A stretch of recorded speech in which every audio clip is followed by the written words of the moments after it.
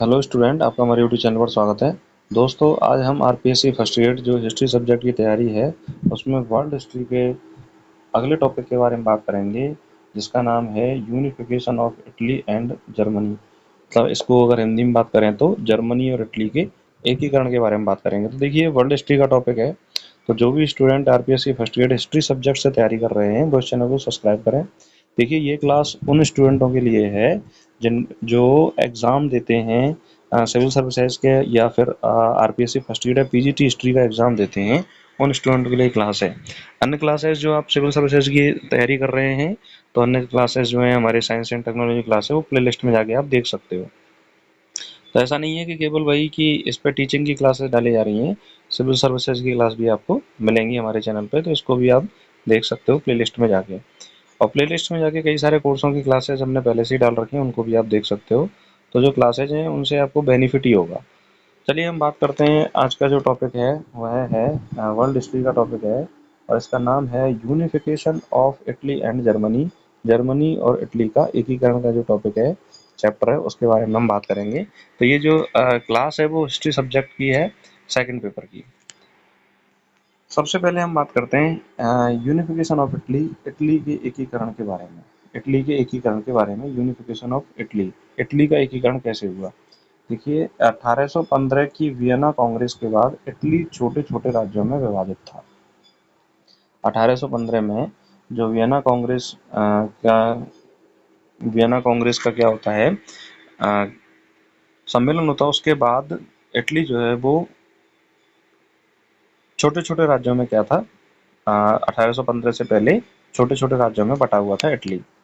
वो राज्य कौन-कौन से थे? प्रमुख राज्य सार्डिनिया, पीडमॉन्ट सबसे शक्तिशाली और नेतृत्वकर्ता राज्य था।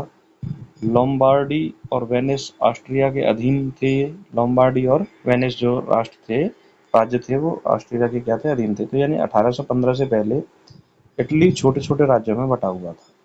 और वियना कांग्रेस होती है 1815 में। उस समय इटली के प्रमुख राज्य थे सार्डिनिया, पीडमॉन्ट, ये सबसे शक्तिशाली राज्य था और नेतृत्वकर्ता राज्य था इटली के एकीकरण का। और लोम्बार्डी और वेनिस जो राज्य थे वो ऑस्ट्रिया के अधीन थे। ऑस्ट्रिया के अधीन कौन कौन से राज्य थे? लोम्बार्डी और वेनिस राज्य।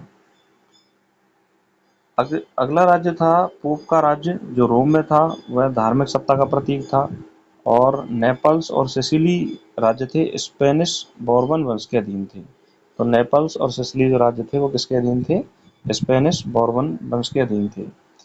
इटली की जनता विदेशी शासन से असंतुष्ट थी, यानी कि जो छोटे छोटे राज्य थे उन पर विदेशी राज्यों द्वारा जो शासन किया जा रहा था, उस शासन से इटली की जनता थी वो असंतुष्ट थी। और उनमें राष्ट्रवाद की भावना क्या हो गई? तीव्र हो गई। जब राष्ट्रवाद की भावना तीव्र हो गई तो एकीकरण को क्या मिला? बढ़ावा मिला। और एकीकरण का जो विचार है वो मस्तिष्क में आता है इटली के नेताओं, प्रमुख नेताओं के और शासनकर्ताओं के विचार जो है मस्तिष्क में आता है, और उसके बाद इटली का क्या होता है? एकीकरण शुरू होता है। और ऑस्ट्रिया का प्रभाव इटली पर क्या था? मजबूत था। यानी इटली के जो राज्य थे उन पर किसका प्रभाव सबसे ज़्यादा मजबूत था? ऑस्ट्रिया का प्रभाव सबसे ज़्यादा मजबूत था। तो इटली जो है वो 1815 से पहले छोटे छोटे राज्यों में बटा हुआ था। इनमें पोप का राज्य रोमन धार्मिक सत्ता का प्रतीक था। नेपल्स और सिसिली जो राज्य थे स्पेनिश बोर्बन वंश के अधीन थे। इटली की जनता जो थी वो विदेशी शासन से क्या असंतुष्ट थी, और राष्ट्रवाद की भावना इटली में फैल चुकी थी, जिसके कारण इटली का क्या होता है? एकीकरण होता है। अगर हम बात करें इटली पर सबसे ज़्यादा प्रभाव किसका था? ऑस्ट्रिया का सबसे ज़्यादा प्रभाव था इटली पर। इटली के एकीकरण के क्या कारण रहे, इनके बारे में यदि हम बात करें तो सबसे पहला कारण है कि भाई विदेशी विदेशी शासन से जनता क्या थी? असंतुष्ट थी, और राष्ट्रवादी भावना क्या हो चुकी थी? प्रसारित हो रही थी। तो राष्ट्रवादी भावना के कारण इटली का एकीकरण होता है। एक भाषा, एक संस्कृति और एक इतिहास के कारण इटली क्या होती है? एकीकृत हो जाती है। औद्योगिकरण और आधुनिक शिक्षा के कारण इटली का एकीकरण होता है।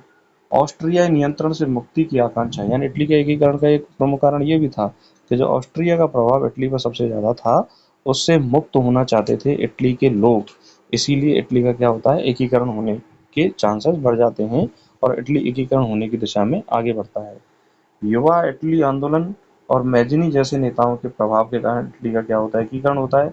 और विदेशी समर्थन की आवश्यकता, खासकर फ्रांस से जब समर्थन मिलता है तो इटली के एकीकरण को क्या मिलता है? बल मिलता है। तो फ्रांस जो है वो इटली के छोटे-छोटे राज्यों को समर्थन दे देता है, जिससे कि ऑस्ट्रिया का जो है प्रभाव है वो धीरे-धीरे क्या होने लगता है, कम होने लगता है। तो एकीकरण के प्रमुख कारणों में राष्ट्रवादी भावना, औद्योगिकरण और आधुनिक शिक्षा के कारण एकीकरण होता है, ऑस्ट्रियाई नियंत्रण से मुक्ति की जो इच्छा थी लोगों की उसके कारण एकीकरण होता है, युवा इटली में युवा जो हैं वो आंदोलन करते हैं और मैजनी जैसे देश नेताओं का जो है इटली में प्रभाव बढ़ जाता है, जिससे एकीकरण की दिशा को बल मिलता है और विदेशी समर्थन की आवश्यकता है। फ्रांस जो है वो समर्थन दे देता है, जिसके कारण इटली का एकीकरण होता है। अब हम बात करते हैं इटली के एकीकरण के प्रमुख नेता कौन कौन से हैं, उनका योगदान क्या है। देखिए, ग्यूसेppe मैजिनी इटली के एकीकरण के प्रमुख नेता थे, ये सबसे मोस्ट इम्पोर्टेंट है। अगर इटली का एकीकरण किया है तो किसी जिस विशेष नेता ने किया है उसका नाम है ग्यूसेppe मैजिनी। इन्होंने युवा इटली यंग इटली नामक संगठन की स्थापना की 1831 में। कब की? 1831 में युवा इटली यंग इटली नामक संगठन की स्थापना की। इसका उद्देश्य क्या था? लोकतांत्रिक गणराज्य की स्थापना करना। युवा इटली संगठन की स्थापना का उद्देश्य क्या था? लोकतांत्रिक गणराज्य की स्थापना करना, जिसमें शासन में सभी लोगों की क्या हो? हिस्सेदारी हो। यह प्रमुख विचारक और प्रेरणादायक नेता थे, लेकिन व्यावहारिक दृष्टिकोण इनमें कम था। राष्ट्रवादी विचारों के ये क्या करते थे? प्रचारक थे। तो राष्ट्रवादी भावना का जो प्रचार करने में महत्वपूर्ण जो भूमिका निभाई वह किसने निभाई थी? ग्यूसेppe मैजिनी ने राष्ट्रवाद की भावना को प्रचारित करने में इटली में महत्वपूर्ण भूमिका निभाई। इन्होंने यंग इटली संगठन की स्थापना कब की? 1831 में। इनका इटली के एकीकरण का मुख्य उद्देश्य क्या था? लोकतांत्रिक गणराज्य की स्थापना करना। ये प्रमुख विचारक और प्रेरणादायक नेता थे। इन्होंने राष्ट्रवादी विचारधारा को आगे बढ़ाया, लेकिन ये व्यावहारिक रूप से ज्यादा व्यावहारिक नहीं थे, ऐसा कह सकते हो आप। दूसरे जो प्रमुख नेता हैं काउंट कैबूर। दूसरे प्रमुख नेता कौन से हैं? काउंट कैबूर। ये सार्डिनिया पीडमांट के प्रधानमंत्री थे। जो छोटा राज्य था सार्डिनिया पीडमांट सबसे शक्तिशाली राज्य था और इटली के एकीकरण का नेतृत्व करता भी इसी राज्य को कहा जाता है। तो इसके प्रधानमंत्री कौन थे? काउंट कैबूर। यह राजनयिक रणनीति, सुधारवादी नीति और आधुनिक विकास पर इन्होंने बल दिया। यानी इन्होंने इस बात पर बल दिया कि भाई राजनीतिक रूप से एक अच्छी रणनीति बनाई जानी चाहिए और इटली के जो छोटे-छोटे राज्य हैं इनको संगठित करके सुधार किया जाना चाहिए और आधुनिक विकास पर बल देना चाहिए। यह व्यावहारिक और कूटनीति अपनाई। इन्होंने क्या है? व्यावहारिक मतलब छोटे-छोटे राज्यों से अच्छे मधुर संबंध रखे और कूटनीति के माध्यम से उन्हें अपने मिलाने में क्या किए? सफलता हासिल की। फ्रांस की मदद से ऑस्ट्रिया को इन्होंने पराजित कर दिया 1859 में। कब किया? 1859 में फ्रांस की मदद से ऑस्ट्रिया को काउंट कैबूर ने पराजित कर दिया। इन्होंने 1858 में फ्रांस के साथ संधि की, प्लोम्बियर्स की साजिश, प्लोम्बियर्स एग्रीमेंट। इस संधि का नाम क्या है? प्लोम्बियर्स एग्रीमेंट। तो प्लोम्बियर्स एग्रीमेंट की संधि किसने की? काउंट कैबूर ने, जो सार्डिनिया पीडमांट के क्या थे? प्रधानमंत्री थे। और इस संधि के तहत फ्रांस की मदद लेकर इन्होंने ऑस्ट्रिया को क्या कर दिया? पराजित कर दिया 1859 में। तीसरे प्रमुख नेता हैं गैरीबाल्डी। ग्यूसेppe गैरीबाल्डी। यह क्रांतिकारी नेता थे। रेड शर्ट्स नामक स्वयंसेवी सेना की इन्होंने क्या की थी? स्थापना की थी। रेड शर्ट्स नामक जो स्वयंसेवी सेना थी उसका गठन किया था। 1860 में नेपल्स और सिसिली पर कब्जा कर इन्होंने सार्डिनिया को सौंप दिया। तो जो छोटे छोटे राज्य थे नेपल्स और सिसिली जो थे उन पर कब्जा किया गैरीबाल्डी ने और किसको सौंप दिया? सार्डिनिया को सौंप दिया। लोकतांत्रिक विचारक थे, लेकिन कैबूर के साथ इन्होंने सहयोग किया था। तो कैबूर के साथ सहयोग करके इन्होंने इटली के एकीकरण में प्रमुख भूमिका निभाई। किसने? गैरीबाल्डी ने। अगले प्रमुख नेता हैं विक्टर एमेनुएल सेकंड। तो विक्टर एमेनुएल सेकंड जो थे वो सार्डिनिया का राजा था। बाद में ये इटली का पहले सम्राट बनते हैं। तो इटली का पहले राजा कौन बनते हैं? 1861 में विक्टर एमेनुएल सेकंड। और यह एकीकरण के प्रतीक बन गए। ये एकीकरण के केंद्र में रहे। तो जो विक्टर एमेनुएल जो थे वो एकीकरण के हमेशा केंद्र में रहे और ये इनकी नाम पर ही इटली का क्या किया गया? एकीकरण किया गया और यही सबसे पहले सम्राट बनते हैं इटली के। तो पूछा जाए आपसे इटली का प्रमुख राजा कौन था? Victor Emmanuel second.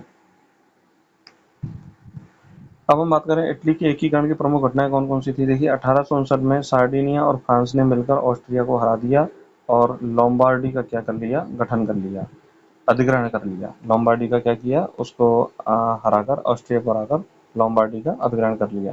1860 में गैरीबाल्डी द्वारा सिसिली और नेपल्स पर विजय प्राप्त की गई और इन्हें सार्डिनिया को सौंप दिया गया। 1861 में विक्टर एमेनुअल सेकंड को इटली का पहला राजा घोषित किया गया। 1866 में प्रशिया और ऑस्ट्रिया युद्ध में प्रशिया की सहायता के बदले वेनिस को प्राप्त किया। प्रशिया और ऑस्ट्रिया का जब युद्ध होता है तो प्रशिया की इटली के द्वारा सहायता की जाती है और यह वेनिस को प्राप्त कर लेते हैं। 1870 में फ्रांस पोप संघर्ष में रोमन क्षेत्र पोप का राज्य पर अधिकार कर लिया और रोम को अपनी राजधानी बनाया। इटली की राजधानी किसको बनाया? रोम को। अगर हम थोड़ा अच्छे से समझना चाहें तो 1859 में लोम्बार्डी का अधिग्रहण किया जाता है। 1860 में गैरिबाल्डी जो है नेपल्स और सिसिली का अधिग्रहण करते हैं। 1861 में इटली का प्रथम एकीकृत राष्ट्र घोषित किया जाता है और राजा विक्टर एमेनुअल सेकंड को सम्राट बनाया जाता है। 1866 में वेनिस का अधिग्रहण किया जाता है प्रशिया ऑस्ट्रिया के युद्ध के बाद और 1870 में रोम पर अधिकार किया जाता है और इटली का एकीकरण क्या हो जाता है? पूरी तरह से पूर्ण हो जाता है 1870 में। देखिए इटली के एकीकरण के क्या परिणाम थे और इस इटली के एकीकरण का क्या महत्व है। इटली जो है वो एकीकृत राष्ट्र बनता है और ऑस्ट्रिया का प्रभाव समाप्त होता है।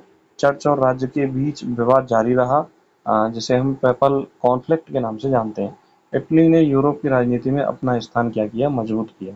तो इसका इटली के एकीकरण का परिणाम क्या रहता है? इटली एकीकृत राष्ट्र बनता है, ऑस्ट्रिया का प्रभाव समाप्त होता है, चर्च और राज्य के बीच जो है वो विवाद है वो जारी रहता है और इटली ने यूरोप की राजनीति में अपना स्थान मजबूत प्राप्त कर लेता है। इटली, यह इसका प्रभाव है, परिणाम होता है इटली के एकीकरण का। अब हम बात करें जर्मनी के एकीकरण के बारे में, यूनिफिकेशन ऑफ जर्मनी। देखिए 1815 में वियना कांग्रेस के बाद जर्मनी 39 राज्यों में विभाजित था। तो 1815 से पहले जर्मनी क्या था? 39 राज्यों में विभाजित था। इसमें प्रशिया और ऑस्ट्रिया दो प्रमुख शक्तियां थी। जर्मनी की प्रशिया और ऑस्ट्रिया जो राज्य थे वो प्रमुख शक्ति के रूप में स्थापित थे। प्रशिया के नेतृत्व में एकीकरण हुआ, राष्ट्रवाद का उदय हुआ, परंतु एकता नहीं थी। देखिए राष्ट्रवाद की विचारधारा का जो है वो फैलती तो है लेकिन इतनी एकता नहीं थी, पर फिर भी प्रशिया के नेतृत्व में जर्मनी का क्या होता है? एकीकरण होता है। जर्मनी के एकीकरण के कारण क्या थे? देखिए कहीं भी अगर हम देखें इटली के एकीकरण में और या जर्मनी के एकीकरण में अगर हम एक बात को यदि कॉमन देखें तो उनमें राष्ट्रवाद की जो भावना थी वो क्या हुई? विकसित हुई और उस राष्ट्रवाद की भावना के कारण इनका एकीकरण होता है। तो राष्ट्रवादी भावना और सांस्कृतिक एकता के कारण एकीकरण होता है। आर्थिक एकीकरण जॉलबेरिन 1834 के माध्यम से व्यापार की एकता के कारण यानी आर्थिक विकास के लिए भी जर्मनी का क्या होता है? एकीकरण होता है और जर्मनी आर्थिक विकास करता भी है, यूरोप में अपना एक महत्वपूर्ण स्थान बनाता है आर्थिक विकास के रूप में। रसिया की सैन्य शक्ति और आर्थिक शक्ति जो है एकीकरण का कारण बनती है। राजनीतिक नेतृत्व में बिस्मार्क का उदय होता है और बिस्मार्क के विचारों से एकीकरण का जो है संभावना है उसको बल मिलता है। ऑस्ट्रिया का विरोध होता है और ऑस्ट्रिया के कमजोर होने के कारण इटली का क्या होता है? और जर्मनी का क्या होता है? एकीकरण होता है। तो जर्मनी के एकीकरण में बिस्मार्क का बहुत बड़ा योगदान है। ऑस्ट्रिया का विरोध था और उसके कमजोर होने के कारण भी जर्मनी का क्या होता है? एकीकरण होता है। राष्ट्रवादी विचार भावना, आर्थिक कारणों से, सैन्य शक्ति से और बिस्मार्क की विचारधाराओं के कारण से क्या होता है? जर्मनी का एकीकरण होता है। अगर हम बात करें जर्मनी के एकीकरण के प्रमुख नेता और उनका योगदान क्या है, तो सबसे प्रमुख नेता हैं ऑट्टो वॉन बिस्मार्क। कौन है? Otto von Bismarck. 1862 में प्रशिया का प्रधानमंत्री बनता है ऑट्टो वॉन बिस्मार्क। यह रक्त और लोह की नीति को अपनाता है, यथार्थवादी और युद्ध आधारित नीति को अपनाता है। यानी ये कहता है कि बिना युद्ध के हम एकीकरण नहीं कर सकते, राज्यों को हम जीत नहीं सकते। 3 युद्धों के माध्यम से जर्मनी का एकीकरण पूर्ण किया जाता है। कितने युद्धों के माध्यम से? 3 युद्धों के माध्यम से जर्मनी को एकीकृत किया जाता है। दूसरे प्रमुख नेता थे Kaizer Wilhelm first. Kaizer William या विलहेल्म फर्स्ट जो थे वो प्रमुख नेता थे। ये प्रशिया के राजा थे और बाद में जर्मन के क्या बनते हैं? सम्राट बनते हैं। जर्मन के क्या बनते हैं? ये सम्राट बनते हैं, काइजर विलहेल्म फर्स्ट। 3 युद्धों के माध्यम से जर्मनी का एकीकरण होता है। पहला युद्ध है डेनमार्क युद्ध, कब होता है? 1864 में। कब होता है? 1864। दूसरा युद्ध है ऑस्ट्रिया का युद्ध, 7 सप्ताह का युद्ध 1866 में होता है। तीसरा युद्ध है फ्रांस का युद्ध 1870 से 1871 में। तो डेनमार्क युद्ध के बारे में बात करें, प्रशिया और ऑस्ट्रिया ने मिलकर डेनमार्क को हराया और स्लेस्विग और होलस्टीन पर क्या कर लिया? इन्होंने अधिकार कर लिया। स्लेस्विग और होलस्टीन पर क्या कर लिया? अधिकार कर लिया। और ऑस्ट्रिया का युद्ध में 7 सप्ताह का युद्ध होता है, 1866 में होता है। ऑस्ट्रिया पर विजय प्राप्त की जाती है। नॉर्थ जर्मन कन्फेडरेशन का क्या होता है, गठन होता है। फ्रांस के युद्ध में 1870 से 71 में फ्रांस को हराकर दक्षिण जर्मनी राज्यों को भी जोड़ा जाता है, और 1871 की वर्साय में 1871 में वर्साय में जर्मन साम्राज्य की क्या की जाती है, घोषणा की जाती है। तो देखिए, इटली साम्राज्य की जो राष्ट्र की घोषणा की जाती है 1870 में, और 1871 में जर्मन राष्ट्र की क्या की जाती है, घोषणा की जाती है। एकीकरण की घोषणा कब होती है? 18 जनवरी 1871 को वर्साय के महल में काइजर विलियम फर्स्ट को जर्मनी का पहला सम्राट घोषित किया जाता है, और बिस्मार्क को प्रथम चांसलर नियुक्त किया जाता है। जर्मनी एक शक्तिशाली राष्ट्र के रूप में उभरता है यूरोप में। अच्छा, जर्मनी के एकीकरण के क्या परिणाम हैं और क्या महत्व हैं? देखिए, सबसे पहला परिणाम है जर्मनी एक शक्तिशाली राष्ट्र बनकर उभरा। दूसरा, यूरोप में शक्ति संतुलन बदल गया, यानी जहां पर पहले फ्रांस और ब्रिटेन शक्तिशाली हुआ करते थे, अब जर्मनी भी एक शक्तिशाली राष्ट्र के रूप में उभर कर आया। फ्रांस को अपमान का सामना करना पड़ा। अल्सास लॉरेन की क्षति होती है, जो बाद में प्रथम विश्व युद्ध का क्या बनती है, कारण बनती है। तो फ्रांस को अपमानित किया जाता है, फ्रांस की शक्ति को कमजोर किया जाता है, और जर्मनी को क्या किया जाता है, एकीकृत किया जाता है, और फ्रांस कहीं ना कहीं अपने आप को अपमानित महसूस करता है, जिसके परिणाम स्वरूप बाद में प्रथम विश्व युद्ध का ये एक कारण भी बनता है। अगर हम तुलनात्मक अध्ययन करें जर्मनी और इटली के एकीकरण के बारे में, तो नेतृत्वकर्ता के बारे में बात करें तो इटली के एकीकरण का नेतृत्व करता था Victor Emmanuel second, Cavour, Garibaldi और मैजिनी, और जर्मनी के एकीकरण के नेतृत्व करता थे विलियम फर्स्ट और बिस्मार्क। प्रमुख नीति, कूटनीति और क्रांति के माध्यम से इटली का एकीकरण किया गया, और युद्ध आधारित एकीकरण था जर्मनी का एकीकरण। लौह और रक्त नीति के माध्यम से 3 युद्धों के माध्यम से जर्मनी का क्या किया गया, एकीकरण किया गया। इटली की एकीकरण के समय प्रमुख शक्ति थी सार्डिनिया, और जर्मनी के एकीकरण के समय प्रमुख शक्ति थी प्रशिया। एकीकरण की प्रक्रिया आंशिक रूप से शांतिपूर्ण और राजनयिक थी, यानी राजनीतिक और कूटनीतिक दृष्टि से एकीकृत किया जाता है, और जर्मनी का जो एकीकरण है वो 3 निर्णायक युद्धों के माध्यम से एकीकरण होता है। अच्छा, इटली के एकीकरण की समय अवधि 1859 से 1870 तक थी, और जर्मनी के एकीकरण की जो समय अवधि है 1864 से 1871 तक। लगभग 7 वर्षों में जर्मनी का एकीकरण कर लिया जाता है, और इटली का जो एकीकरण होता है वो कितने वर्षों में होता है, 11 वर्षों में होता है। तो इस तरह से दोस्तों हमने जर्मनी और इटली का जो एकीकरण है, इस चैप्टर को हमने ध्यान से समझा और पढ़ा, और एक फास्टली तरीके से इसको रिवीजन किया। आशा करता हूँ कि आपको ये चैप्टर समझ में आया होगा। जो भी student RPSC first year history विषय से तैयारी कर रहे हैं, पीजीटी हिस्ट्री से तैयारी कर रहे हैं, वो इस चैनल को जरूर सब्सक्राइब करें। और हमने जो पीजीटी हिस्ट्री या आरपीएससी फर्स्ट ईयर लेक्चरर की हिस्ट्री सब्जेक्ट की कई सारी क्लासेज ले रखी हैं, तो प्लेलिस्ट में जाके उन क्लासेस को आप जरूर देखिए, तो आप एक फास्टली अपने सिलेबस का क्या कर पाएंगे, रिवीजन कर पाएंगे। इसी के साथ अपनी तैयारी को स्ट्रॉन्ग करते रहिए, आगे बढ़ते रहिए। नमस्कार, धन्यवाद।